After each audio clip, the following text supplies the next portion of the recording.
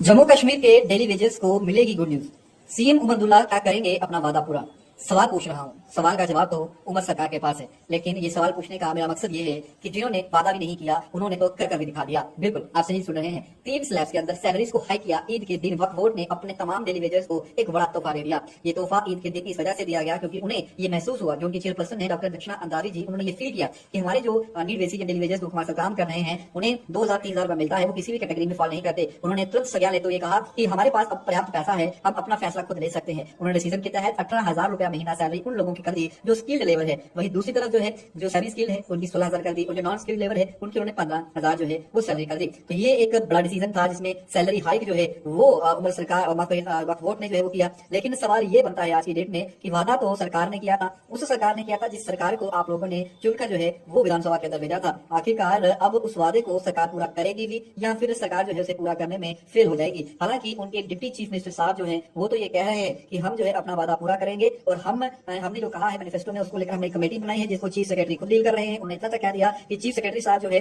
उनको हमने टाइम भी दिया है और हमने 6 महीने का समय दिया है। अब 6 महीने में जो रिकमेंडेशन आएंगे उस रिकमेंडेशन के हिसाब से हम जो है वो काम करेंगे। लेकिन मेरा सवाल ये है कि अगर आपके पास पैसा नहीं है, अगर आपके पास आंकड़े नहीं है, तो आपने इतना समय क्यों लगाया? अगर पहली कैबिनेट बैठक जब हुई आप उसी में जो है ये कुछ फैसला लेते, आप उसी कैबिनेट बैठक के अंदर जो है ये कहते कि हम जो है कमेटी का फॉर्मेशन कर रहे हैं। आपने प्रोटेस्ट, आपने लाठीचार्ज, आपने तमाम चीजों को होने दिया। उसके बाद जब आपको लगा कि हमारी जो है कहीं ना कहीं कुर्सी जो है वो खतरे में पड़ सकती है, तो आपने जो है इस तरीके से जो है वो चीजें वो कर दी और कमेटी बना दी। कमेटी को हालांकि शमला शर्मा जो है उस समय की पीएच मिनिस्टर हैं, उन्होंने कई बड़े एलिगेशन जो है उमर सरकार पर लगाए। उन्होंने तो कह दिया कि मुझे लगता नहीं कि सरकार की नीयत है कुछ करने की, अगर होती तो ये इस तरीके से चीजें ना करते, बल्कि ये उसी टाइम जो है कुछ ना कुछ उनके लिए करते मिनिमम वेजेस ही लागू कर देते। लेकिन मिनिमम वेजेस भी लागू नहीं हुआ और ना ही कुछ और लागू हुआ। तो फिलहाल जितने भी डेली वेजर्स हैं उनके लिए ये खासतौर पर वीडियो है कि आपके साथ कहीं धोखा तो नहीं कर रही सरकार, क्योंकि अब जिस तरीके से महंगाई बढ़ेगी, आपको पता है कि आप पेट्रोल डीजल के दाम बढ़ चुके हैं। इसके अलावा अगर बात करें तो आप देख सकते हैं कि गाड़ियों में सफर करना भी महंगा हो जाएगा, जिसका सार्थक असर जो है हर एक छोटी बड़ी चीज पर जो है वो पड़ता हुआ नजर आएगा। तो अब ये देखना होगा कि किस तरीके से जो है पीएचई यूनाइटेड फ्रंट जो है एम्प्लॉइज का वो इसको लेता है और किस तरीके से, क्योंकि डॉक्टर दक्षिणा अंद्रावी जो है वक्फ बोर्ड की चेयरपर्सन, उन्होंने तो अपने डेली वेजेस के लिए एकदम से फैसला ले लिया। उनके पास पैसा कहां से आया?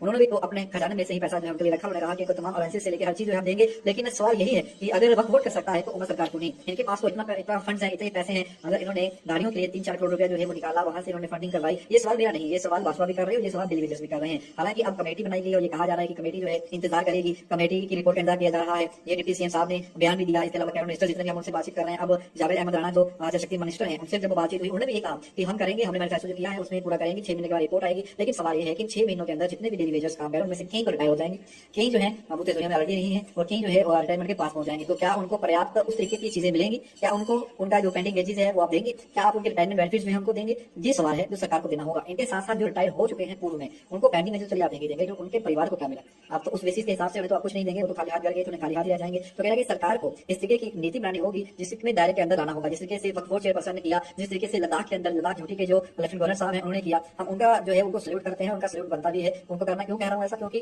वो तमाम लोग जो हैं उन्होंने अपने डेली वेजर्स के लिए, अपने लोगों के लिए फैसला लिया, तुरंत फैसला लिया, उन्होंने देर नहीं की, विलंब नहीं किया। उन्होंने फैसला किया जिसके तहत जो है डेली वेजर्स को उन्होंने एक स्लैब के अंदर वहां भी बनाया, 35,000, 25,000, 18,000 वैसे वहां स्लैब बनाए। वैसे ही वक्फ बोर्ड ने भी स्लैब बना दी जिसमें 18,000, इसमें 16,000, इसमें 15,000 कर दिया। सेमी स्किल और स्किल और नॉन स्किल में जो है इसमें जो है उन्होंने स्लैब्स में जो है लोगों को डिवाइड कर दिया। और ये काफी अच्छा फैसला था क्योंकि ये मिनिमम वेजेस एक्ट के अंदर आगे तमाम लोग, आप उनको इस महंगाई के दौर में, अब जब महंगाई बढ़ेगी, पेट्रोल डीजल के दाम बढ़ने से हर चीज पर जो है असर पड़ेगा, जिसकी बात जो है उन लोगों को कम से कम थोड़ा, क्योंकि मैं जानता हूँ 18-19,000 से कुछ होगा नहीं, लेकिन चलिए मिनिमम वेजेस एक्ट के अंदर तो हुआ है, जहाँ उन्हें 1,000-2,000 मिलता था, आज उन्हें 18-19,000 मिलेगा। तो कहना कि वो मिनिमम वेजेस एक्ट के अंदर आ गया। वही हमारे जो पीएचई के हैं, हमारे जो कैजुअल वर्कर्स हैं, हमारे जो नीड बेसिस हैं, अडॉक वर्कर हैं, हमारे जो जितने भी डिपार्टमेंट के अंदर, चाहे वो एग्रीकल्चर के अंदर है, चाहे वो हमारे फ्लोरिकल्चर के अंदर है, चाहे इरिगेशन के अंदर है, जितने भी विभागों के अंदर, चाहे वो फॉरेस्ट के अंदर हो, डेली वेजर्स हैं, इन सभी के लिए कहीं ना कहीं सरकार को एक कॉम्प्रिहेंसिव पॉलिसी जो है लाने की जरूरत है। और नीड भी आया है, इस समय जरूरत है, आवश्यकता है। ऐसा ना हो क्योंकि अभी इसके बाद जो है पंचायती इलेक्शन आने हैं, पंचायती इलेक्शन के बाद जो है अर्बन लोकल बॉडीज के इलेक्शन, म्युनिसिपैलिटी के इलेक्शन है, पंचायती इलेक्शन है, तो कहीं ना कहीं उन्हें लेने के लिए जो है होना पड़ जाए, क्योंकि इलेक्शन प्रोसेस को उन तमाम बॉडीज के अंदर भी इलेक्शन जीतना उतना ही जरूरी है जितना उन्होंने जो है एमएलए इलेक्शन की असेंबली इलेक्शन में परफॉर्म किया है। अगर वैसा नहीं करेंगे तो उनके लिए जो है मुश्किल या मुसीबतें जो है बढ़ सकती हैं, क्योंकि पावर जो है पंचायती अर्बन लोकल बॉडीज के अंदर भी खो देगी, वहां पर भाजपा या फिर बाकी लोग जीत जाएंगे, तो इलेक्शन प्रोसेस जो है वो कहीं ना कहीं वीक जो है वो हो जाएगी। तो अब सवाल यही है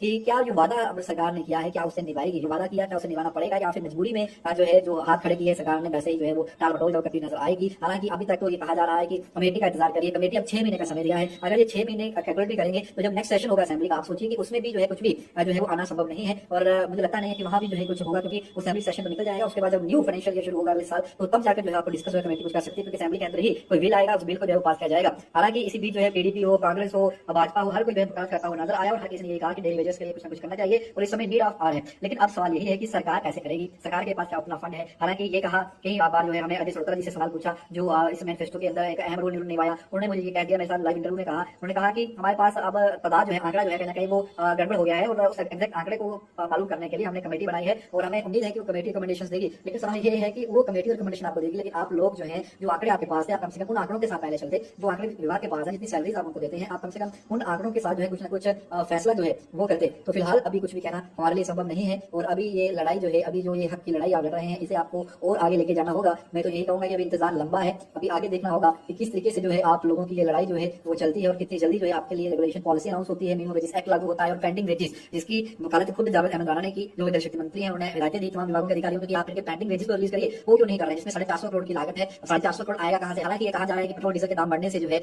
हर दिन जो है करोड़ों रुपए का जो है वो जो रेवेन्यू है वो कलेक्ट करेगी जम्मू कश्मीर सरकार, जो 7% इजाफा किया उससे भी रेवेन्यू जनरेट होगा। लेकिन ये करोड़ों रुपए जो है क्या इसमें से सरकार करेगी, या फिर सरकार कहीं और से कोई जुगाड़ लगाकर जो है 450 करोड़ पहले देगी। अब ये तो हालांकि डिपार्टमेंटल इशू है, देखते हैं किस तरीके से होता है। लेकिन